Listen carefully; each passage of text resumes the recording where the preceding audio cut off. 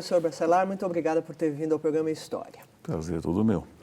Professor, na chamada nós dissemos que o assunto é o ciclo do café, mas na verdade o seu interesse é na passagem entre o ciclo do açúcar em São Paulo para o ciclo do café, não é isso? Exato, eu estou trabalhando justamente o período da primeira metade do século XIX, quando o açúcar cede lugar ao café em vários dos municípios aqui de São Paulo.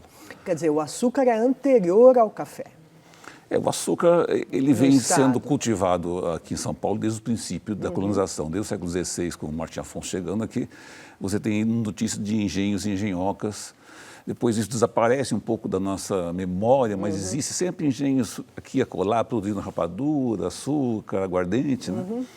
E na segunda metade do 18 é que volta a aparecer o açúcar com um pouco mais de força. E no finalzinho do 18, na última década do 18, aí sim o açúcar tem um crescimento muito grande, muito forte, que São Paulo se torna o principal produto de exportação da capitania. Isso ali em nos 1790, então? Em 90, quando você tem lá no Haiti atual, né, a famosa rebelião dos escravos, que retira a produção local do mercado mundial de açúcar. E era o maior produtor de açúcar. Então, a partir desse momento, produzir açúcar aqui em São Paulo se torna economicamente viável. Por causa do frete, a distância em relação à Europa era maior que o Nordeste, por exemplo. Mas a partir do momento que o grande produtor mundial, que é o Haiti, sai, você tem a condição de proliferar o açúcar aqui em São Paulo e realmente aparecem muitos engenhos aqui. Tá. E aí se torna, como você disse, o principal produto da economia paulista. Quando é que o café vai se tornar o principal produto? Porque vai, né? Vai se tornar. Então. O marco que a historiografia toma é baseado num estudo da professora Maria Teresa Petroni, que detectou que em 1848 é o primeiro ano em que, na pauta de exportação da então província de São Paulo, o café ultrapassa em valor a exportação do açúcar. Significando, então, que durante todo esse período, da segunda metade do século XVIII até o final da primeira metade, houve o convívio depois também, provavelmente. Essa primeira metade do XIX é basicamente açúcar. O café ele começa a entrar na década de 20, lá pelo norte do Vale do Paraíba, para o Bananal, etc. Ele vem entrando por lá e chega aqui no oeste paulista, Campinas, Itu. Lá pela década de 30, começa a aparecer os primeiros pés de café, mas só na década de 50 que a coisa ganha um volume, ganha uma força maior. Agora, o café, então, vamos dizer, se beneficiou da estrutura que havia para o cultivo da cana em São Paulo? É justamente isso o objeto da minha análise do meu mestrado, já de muitos anos atrás, em que eu constato que nos municípios onde já havia o açúcar, as famílias que detêm esses engenhos introduzem pouco a pouco o café dentro do próprio engenho. Quer dizer, você mantém a estrutura de produção de açúcar, você mantém o engenho, mantém os canaviais, mas começa a aproveitar trechos da terra ociosa para plantar os primeiros talhões de café. E, em geral, isso é a geração seguinte que faz. Quer dizer, o pai tem um engenho, o pai detém esse engenho e cede quinhões de terra do seu engenho para os filhos começarem a plantar café. Então, depois isso vai se transformar em propriedades independentes. Quer dizer, vai haver um fracionamento desses engenhos já sob a forma das primeiras fazendas de café. Um objeto do seu interesse nesse mestrado, que se chama Os Senhores da Terra, é justamente esse fracionamento ou não das propriedades ainda na fase do açúcar. Por que esse interesse? Como é que você estudou essa questão? Eu fui estudar essa questão. Primeiro, o meu objeto original era o surgimento de uma elite agrária em São Paulo, né, justamente através da implantação do açúcar. Com isso, eu fui usar o ferramental metodológico da demografia histórica. Quer dizer, você trabalhar com dados que não são, na sua origem, demográficos, dados estatísticos da época, e reconstruir essas famílias, recuperar essas famílias, conhecer o comportamento, inclusive, demográfico dessas famílias, para tentar entender as estratégias de passagem de uma geração para outra. Quer dizer, como que um pai cria as condições para seus filhos continuarem a sua trajetória de sucesso, de riqueza. Né? Então, como que operavam isso tendo em mãos o engenho? Porque o engenho de açúcar colocava para esses proprietários um problema muito concreto. O engenho é indivisível. Eu não posso pegar uma moenda que compõe o engenho e partilhar entre vários filhos. É uma máquina única. Então, mas peraí só um minutinho. Quer dizer, quem tinha o engenho não tinha as terras do engenho também? não, tinha as terras Tá, também. mas o quer dizer, engenho, você está falando do maquinário. Do maquinário da moenda. Industrial. Isso, exatamente. Não é uma coisa industrial, é tosca, sim. mas enfim, mas é uma coisa cara, complexa. E antes do café chegar, isso era um problema. Quer dizer, como é que eu transformo os meus filhos em senhores de engenho se eu não posso partilhar o meu engenho? Tá. E há um problema concreto que é colocado diante desses senhores de engenho, que a legislação portuguesa da época obrigava a haver uma partilha igualitária entre os irmãos. Ah, tá. A legislação portuguesa fala que todos os filhos recebem quinhões iguais. Você não pode favorecer um filho em detrimento de outro, porque é uma lei que te obriga a dividir igualmente. Sei. Mas essa lei é ruim para os grandes proprietários de engenho. Então, eles criam... Quanto mais filho, pior é. E eles tinham muitos filhos. Então, eles criam mecanismos de burlar essa lei. Quer dizer, como passar ao largo da lei ou usar a lei de uma maneira torta para conseguir que o engenho fique na mão de um só. Entendi. E esse é o mecanismo que eu fui estudar. Quer dizer, Tá. E como é?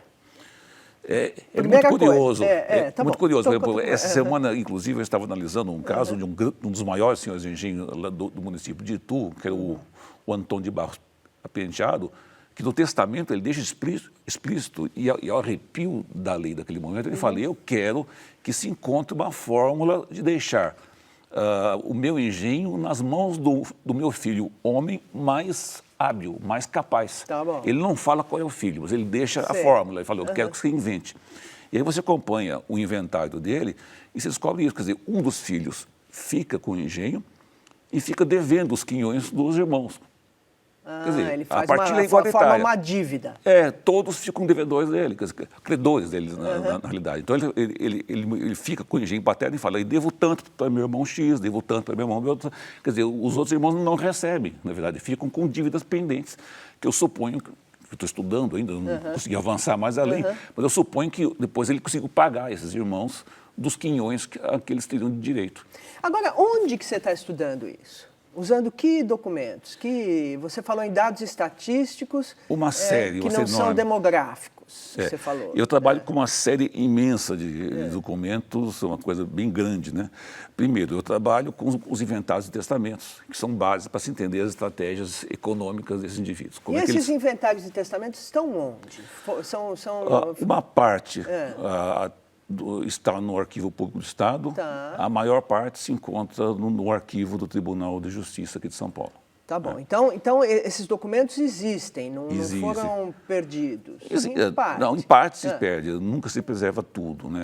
Então, alguma coisa, principalmente no século XVIII, por exemplo, você encontra alguns inventários de testamentos, outros você não acha, talvez esteja em outros municípios, a gente tem que buscar um pouco, faz parte do métier do historiador, garimpar, descobrir onde que se arquivou aquilo que você sabe que existia, se é que não jogaram fora. Isso é aula divertida, garimpar a gente fica meio aflito, mas se diverte ao mesmo tempo. Tá bom, então você estou, primeiro corpus, vamos dizer, são inventários... São inventários de testamentos. Tá. O segundo corpus são os recenseamentos coloniais, as chamadas listas nominativas. O que são essas listas Que é uma coleção de nominativas? verdadeiros recenseamentos que foram feitos entre 1765, quando começa o governo do Morgado de Mateus, até aproximadamente 1836. Sei. É o levantamento de indivíduo por indivíduo, domicílio por domicílio, ano a ano. É a única coleção que existe no mundo, desde o começo para esse período. E aí é por nome, quer dizer, cada pessoa... Nome, inclusive os escravos. Nossa, então que você coisa permite que você detalhada. acompanhe nominalmente os indivíduos e o seu domicílio por 30, 40, 50 anos. Ou por mais de uma geração. Você consegue acompanhar até 3 gerações facilmente. Ou seja, eu consigo pegar um pai, depois os seus filhos instalados nos seus domicílios e às vezes os netos. E aí é por isso que você sabe que esse pai deixou esse testamento, dizendo que quer deixar para o filho mais hábil. Aí você está usando os dois conjuntos de documentos. Exato, porque o cerne da minha investigação é o cruzamento nominativo. Quer dizer, eu tenho bancos de dados nominativos, né? Onde eu cruzo, eu descubro que eu tenho o inventário desse indivíduo, eu tenho ele na lista nominativa, e eu tenho outras fontes, que é o terceiro grande corpus documental com que eu trabalho, que são os registros paroquiais, os registros de batismo, casamento e óbito de livres e de escravos. Que é uma série imensa, que no caso de Itu vem da última década do 17, e eu componho até 1890. E a igreja guarda isso? A igreja guardou isso? Guarda, e a parte considerável desses registros, hoje em dia nós temos o favor de encontrar isso disponível na internet em formato digital. No site dos Mormons. A Igreja Mormon tem uma política de preservar qualquer documento nominativo que exista no mundo por uma questão de fé. E hoje eles colocam isso disponível nos casos em que eles conseguiram fazer, porque eles não cobriram 100% do universo, mas você tem um site deles que chama-se Family Search, onde se você tem a sorte, é o meu caso, que todos os registros paroquiais de Itu estão disponíveis em formato digital no site. Você acessa na internet, abre a imagem da sua página e transcreve o que você quer. Então, isso é uma ferramenta magnífica, nós temos que agradecer imensamente aos Mormons por esse favor de tornar disponível. É mais ou menos recente, eles sempre tiveram isso no acervo deles, agora, ultimamente, eles estão pondo isso no ar, o que permite que vocês trabalhem em casa. E sem ter que cumprir horários, observar horários, trabalhar à noite, naquelas madrugadas de insônia, você sai no computador e trabalha, é fantástico, a gente acha o máximo. Então, com esses três grandes corpos documentais, depois com algumas outras coisas pequenas que a gente acaba recorrendo, mas esses são os três corpos documentais que, primeiro, permite que eu reconstitua famílias e reconstitua trajetórias dessas famílias. Quer dizer, como é que um senhor de engenho direciona a herança dos seus filhos. Num primeiro momento, nessa primeira análise que eu fiz, pegando o senhor de engenho que direciona os seus filhos, que também são senhores de engenhos, a entrarem na vida, e você vê que alguns filhos têm sucesso, outros não. E depois, no momento que eu estou estudando mais a fundo agora, é o processo de transição do açúcar para o café. Quer dizer, como que um senhor de engenho permite que os seus filhos, cria condições para os seus filhos ou sucederem já como fazendeiros de café e não mais como senhores de engenho. E nesse contexto todo, entra uma variável fundamental, aqui no caso de São Paulo, que é o processo de expansão geográfica para o oeste. O açúcar havia se expandido até um certo momento. A partir do momento que o café chega, essa expansão é muito mais viável. O café é uma mercadoria muito mais fácil de você transportar. Então, o café abre de novo essa fronteira. E Por que é uma mercadoria mais fácil de transportar? Porque o açúcar ele tem um problema muito sério. Ele é muito frágil ao tempo. Qualquer um de nós tem essa experiência. Você deixa o açucareiro na cima da mesa, viaja uma semana, você volta e virou uma pedra. Verdade. Isso é comum na casa de qualquer um. Esse é o problema do açúcar, ele é frágil ao clima, à umidade principalmente. Então, você transportar de Campinas uma caixa de açúcar, são grandes caixões de açúcar que eles transportavam, até o Porto de Santos, isso você está sujeito à chuva, à umidade do ambiente, tende a deteriorar o açúcar. Então, há um limite geográfico que você pode estabelecer, grosso modo, ali em Piracicaba, no oeste paulista, que é o limite onde chega o açúcar. Dali para trás, quer dizer, mais na direção da barranca do Rio Paraná, aí só o café que vai desbravar. Porque o transporte é vai... Antieconômico. É antieconômico você carregar o açúcar de uma distância tão longínqua. Então, o café vai retomar esse processo de expansão. O café como grão ou café grão, né? Café grão. Que é mais resistente, então. Que é mais resistente. Então, o café, quer dizer, com a chegada do café, esses senhores de engenho e seus filhos vão ter uma outra variável para analisar do processo sucessório, que é a possibilidade de um filho migrar para o oeste, onde as terras são mais baratas. Então, ele vende um quinhão da terra paterna por um preço X e compra 10 vezes...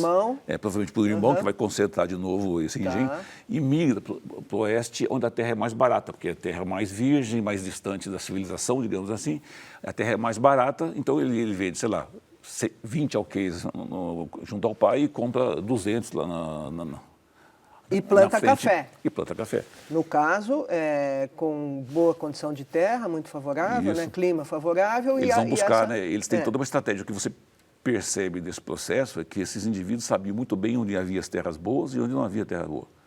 Que o café, primeiro, que ele vai ocupar uma terra que o açúcar não ocupava. Isso é muito curioso. Havia, na concepção de época, a ideia de que a terra roxa era ruim para o açúcar. não é ruim para o açúcar. Mas tanto é que hoje pois é. Está cheio de lugar em São Paulo que é terra roxa e planta açúcar. Exatamente. Né? Agora, naquele momento, não, a terra roxa não era ideal. Tanto que Campinas, que é no chamado Velho Oeste, aqui, Campinas, Jundiaí, Itu, esse que é o chamado Velho Oeste, Campinas é a única área que tem terra roxa. E é a única área que o açúcar não entra. Passa ao largo de Campinas, tem muito pouco engenho de açúcar, chega a ter, mas não é uma área excepcional para o açúcar, logo chega o café ali. E o café vai atrás da terra roxa especificamente.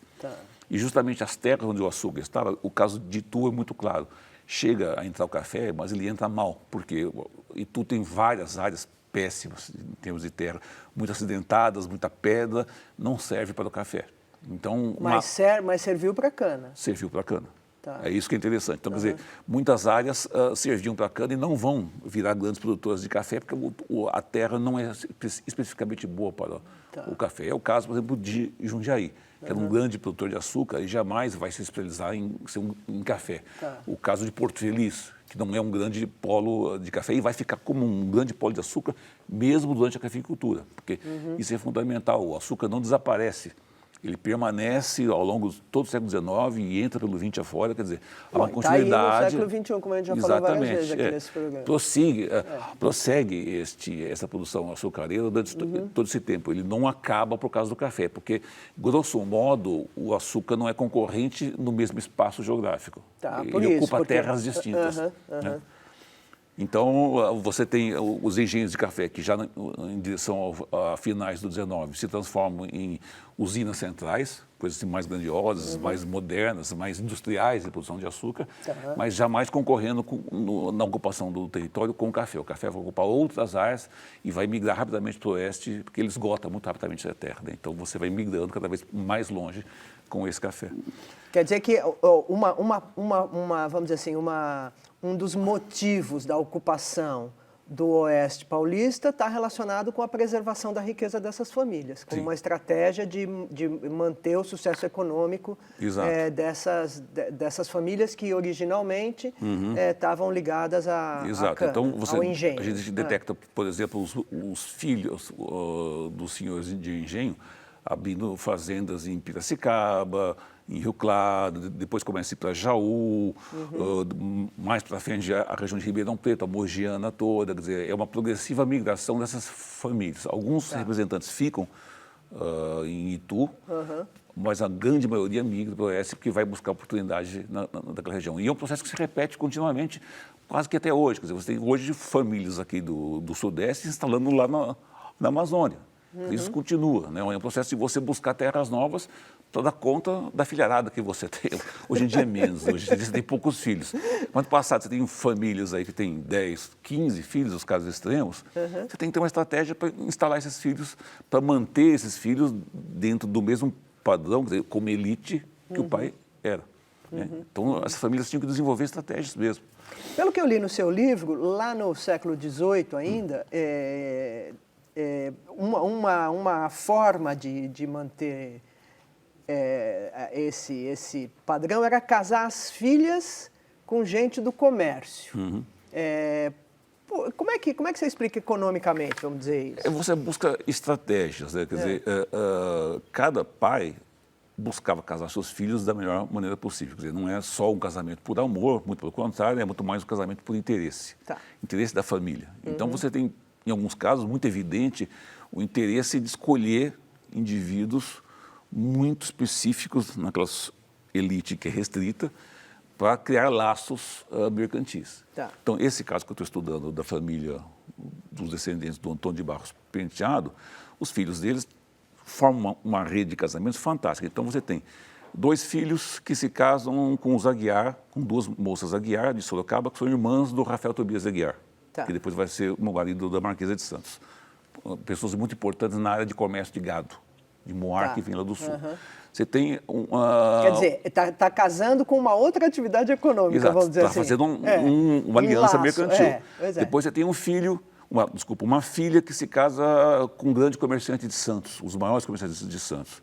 Você tem o outro filho que se casa com o ouvidor Miguel Azevedo Veiga, que é um cargo da justiça muito importante. Com a filha, né? É, a filha. Depois uma outra filha que se casa com um grande político. O outro que se casa com o Francisco de Paula Souza, que tem até um nome hoje em dia muito conhecido aqui, o Paula Souza, que é senador do Império, logo no início, um cara riquíssimo. Então você vê que cada casamento é uma escolha muito específica de áreas muito específicas. Então você tem o comércio do gado como aliado, os mercadores do Porto Santos como aliado, membro da justiça, políticos, outros senhores de engenho, quer dizer, são escolhas muito bem feitas. Um caso, talvez, dos senhores de engenho mais caros, mas todo senhor de engenho busca os melhores cônjuges possíveis para os seus filhos, porque isso cria uma aliança importante para a sobrevivência econômica dessa família. E essa família de Itu foi bem sucedida Alguns casos, sim. Quer dizer, você vê que são estratégias que alguns casos dão certo, quer dizer, a família persiste e engrandece, e alguns estão ricos até hoje, enquanto outros fracassam. Né? Você tem casos de famílias cuja estratégia aparentemente não deu certo e minguam economicamente. Né? Então, quer dizer, tudo isso são estratégias a serem avaliadas por nós, historiadores, para ver como que essa elite buscou se preservar e se reproduzir. Na verdade, a preocupação minha é essa, quer dizer, como que eles tentam se manter nesse padrão que eles estão. Nem todos realmente têm sucesso, quer dizer, fazem escolhas erradas, avançam para áreas erradas, fazem alianças com famílias erradas. Quer dizer, é tudo uma questão também de bem escolher ou mal escolher. Agora, e como que essa elite, vamos dizer, vai atravessando, ou como, porque são muitos, é uma família, né? Uma história que pode ter, sei lá, 200, 300 anos, não é isso? E aí vai atravessando várias situações econômicas diferentes, né? Quer dizer, você diria que uma parte pequena, média ou grande das famílias que no século XVIII são senhores de engenho, quantas conseguem fazer todas as transições, vamos dizer, chegar na indústria? É muito difícil. Né? Você sabe que algumas famílias, por exemplo, enriquecem muito com a agricultura e tomam a opção de investir na área urbana. Então, por exemplo, você pega em Campinas o Souza Aranha e Souza Queiroz. Viraram seus investimentos muito para a área urbana, para o comércio, para banco, está aí o Banco Itaú, que é a prova disso.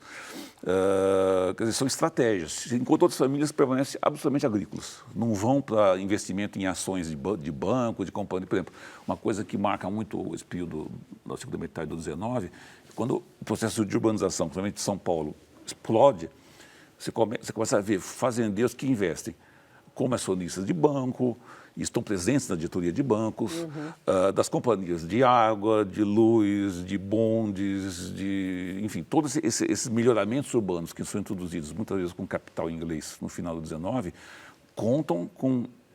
Porque esse capital existe, né? Existe. Então você tem muitos fazendeiros que estão investindo nisso e que chegam a participar das diretorias desses empreendimentos. Quer dizer, são fazendeiros que optaram por virar a sua preocupação, não abandonando necessariamente o café, mas começar a investir nas atividades urbanas, nos melhoramentos urbanos, no comércio, na atividade bancária. Nesse sentido, estão participando de uma certa linha de desenvolvimento econômico. Sim.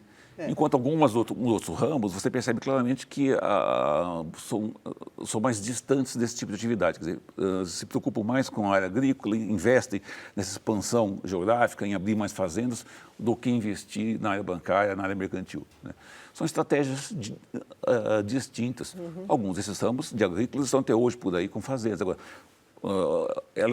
essas famílias vão se multiplicando, quer dizer, muitos filhos, é uma genealógica que vai abrindo.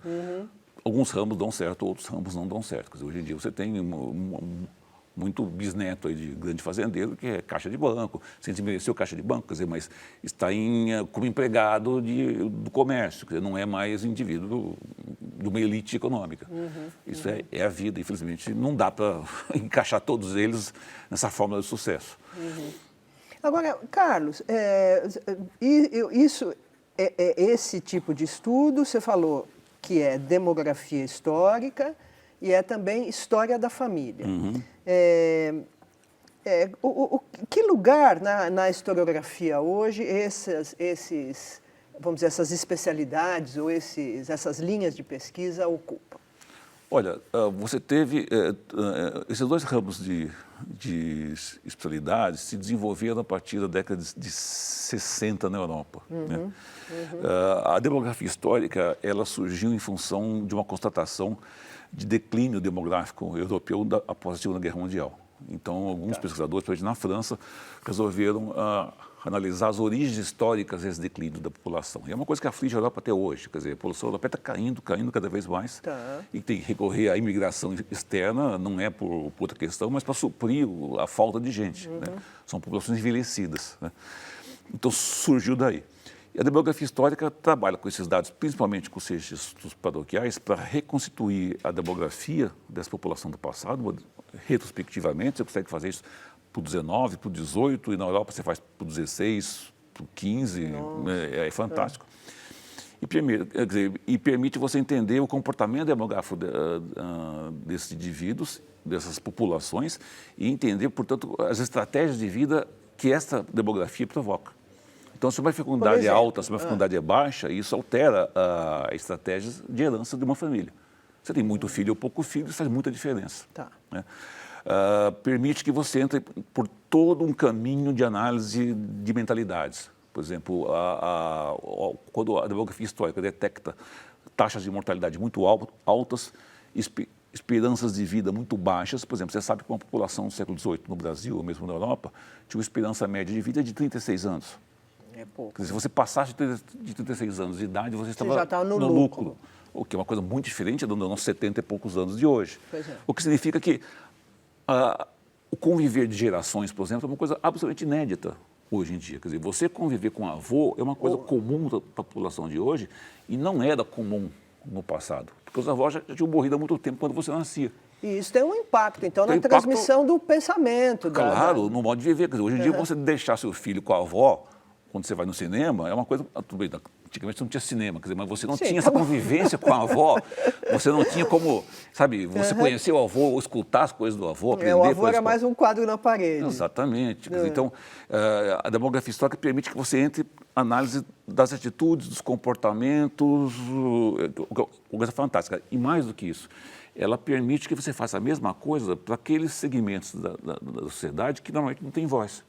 Então, eu posso analisar o comportamento demográfico de escravos e entender como que se estrutura a vida desse escravo. Então, por exemplo, casando a demografia histórica com a história da família, a gente pôde detectar no Brasil, que ao contrário do que uma historiografia mais clássica dizia, que a vida na senzala não é uma vida de desarranjo, tem uma ideia de que é uma devassidão. Uma devassidão, todo mundo, ninguém é de ninguém, todo mundo é de todo mundo, e não, você percebe que há casamentos dentro da senzala, há convivência de gerações dentro da senzala, há o compadrio muito importante, quer dizer, a escolha dos padrinhos no batismo dos filhos é fundamental dentro de uma senzala para montar as redes de apoio, de aliança, quer dizer, mostrando que a senzala é uma coisa muito mais organizada do que a historiografia mais clássica dizia.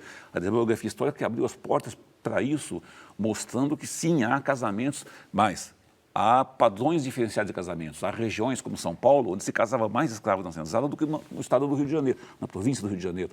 E então, por que seria isso? São estratégias dos senhores, o que nos permite a discutir, por exemplo, como se dá o embate entre senhores e seus escravos. Alguns acham, por exemplo, que o casamento é uma conquista do escravo.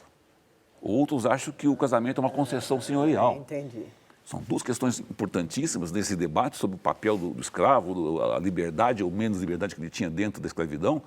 Quer dizer, a demografia histórica que abriu esta porta a mostrar assim, o casamento existe. Então, derrubou aquelas velhas questões da historiografia. Agora, o que é esse casamento? Qual é a importância desse casamento e como o senhor via esse casamento? Do mesmo modo, como ele vê o batismo.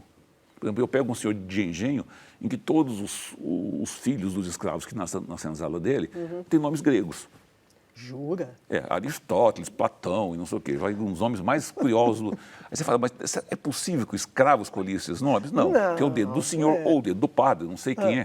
Quer dizer, então você começa a poder analisar como é que se dá essa interação política entre senhores e escravos. Então, a demografia histórica, ela teve essa importância de abrir as portas para essa população que normalmente não tem voz porque não deixa documentos escritos. os pobres, esse enorme segmento de despossuídos do nosso passado, e os escravos, não deixam registros. Mas com esse tipo de análise, permite que você dê voz a eles, o que é fantástico. São pistas, né? E aí você trabalha com a história da família entrelaçada. Quer dizer, esses dados permitem que você reconstrua famílias e entenda as estratégias que essas famílias tinham de vida. Quer dizer, tanto em relação ao patrimônio, mas as famílias possuídas não tinham patrimônio, mas tinha alguma coisa. Tinha uma terra onde ocupavam. Como é que fazia isso? Como é que é o casamento de pequenos camponeses? Nós não sabemos até hoje. Quais as estratégias de escolher cônjuge entre os camponeses no século XVIII aqui em São Paulo? Não sabemos até agora, ninguém se preocupou em estudar isso. As ferramentas existem, estão aí disponíveis. A gente fica caçando os alunos que têm interesse em desenvolver projetos nessa área. Tá bom. Muito obrigada pela entrevista. Foi um prazer, muito obrigado.